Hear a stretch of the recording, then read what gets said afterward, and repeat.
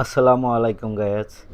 আমার স্ক্রিনে একটি গানের ভিডিও আছে, আপনারা সবাই ভিডিওটা দেখবেন আর কমেন্টে বলে যাবেন এই ভিডিওতে বাস্তবতা তুলে আছে। ধন্যবাদ ভাই, আপনার গানটা আমার কাছে খুব ভালো লাগলো, স্ক্রিনে তাই তুলে দিলাম।